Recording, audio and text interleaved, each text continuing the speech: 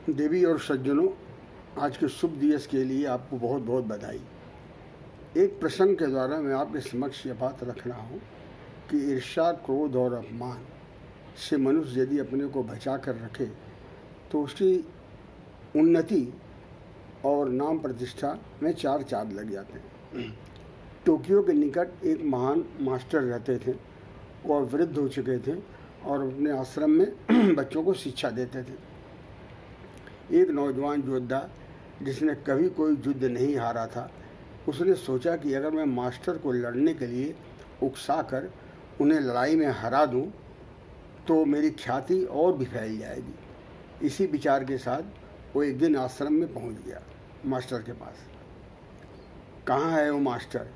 हिम्मत हो तो सामने आए और मेरा सामना करे। योद्धा की क्रोध भरी आवाज़ पूरे आश्रम में गूंजने लगी। देखते देखते सभी शिष्य वहाँ इकट्ठा हो गए और अंत में मास्टर भी वहीं पहुँच गए उस योद्धा के निकट। उन्हें देखते ही योद्धा उन्हें अपमानित करने लगा और उसने जितना हो सके उतनी गालियाँ दी, अपशब्द कहें, पर मास्टर फिर भी चुप रहे और शांति से वहाँ खड़े रहे। बहुत देर तक अपमानित करने के बाद भी जब मास्टर कुछ नहीं बोले तो योद्धा कुछ घबराने लगा।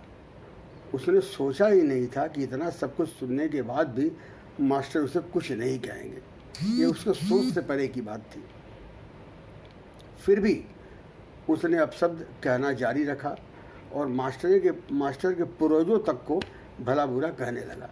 पर मास्टर तो मानो बहरे हो चुके थे और उसी शांति के साथ वहाँ खड़े रहे और अंततः वह योद्धा थक कर खुद ही वहाँ से चला गया। उसके सब्र का बात टूट गया कि इतना अपशब्द कहने के बाद भी मास्टर उसे कुछ नहीं प्रत्युत्तर किए। उनके जाने के बाद वहाँ खड़े शिष्य मास्टर से नाराज़ हो गए। नाराज़ तो थे ही। वे कहने लगे, भला आप इतने कायर कैसे हो सकते हैं? आपने उस दुष्ट को दंडित क्यों नहीं किया? अगर आप लड़ने से डरते थे तो हमें आदेश दिया होता, हम उसे छोड़ते नहीं। शिष्यों में से एक ने कहा।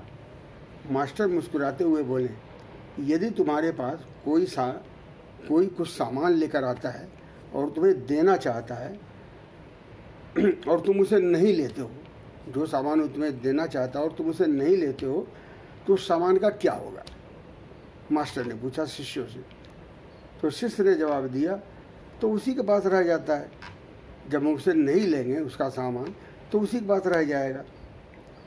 किसी शिष्य ने उत्तर दिया, यह बात ईर्ष्या, क्रोध और अपमान के लिए भी लागू होती है। मास्टर बोले, जब उन्हें स्वीकार ही नहीं किया जाता तो उसी के पास रह जाते हैं जो उन्हें लेकर के आया था। इसी प्रकार अगर कोई हमें दुख दे, अपशब्द कहे, इंसल्ट करे या नीचा दिखाने की कोशिश करो तो मान लेना चाहिए कि वो हमको कचरा दे रहा है, जो कि सही भी है। ऐसा हमें मानना चाहिए कि वो हमें कचरा दे रहा है, वो भी सड़ा हुआ कचरा, ठीक है, जिसमें बहुत ही दुर्गंध आती है।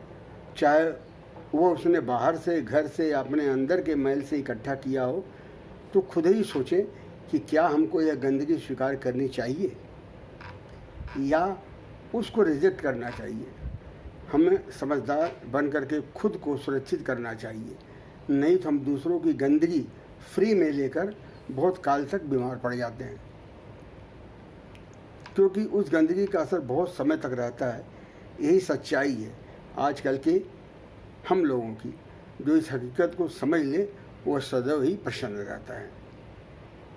किसी के दी हुई गंदगी, अपशब्द, गाली, कुछ भी हो, उसे यदि हम स्वीकार नहीं कहते हैं तो फिर हमारे पास कैसे आ सकता है? इसीलिए इस कहानी के माध्यम से मैंने आप लोगों के सामने एक प्रसंग प्रस्तुत किया है। सदैव प्रसन्न रहिए, जो प्राप्त है पर्याप्त है, और उसे स्वीकार करिए और शांति से रहिए। ओम शांति।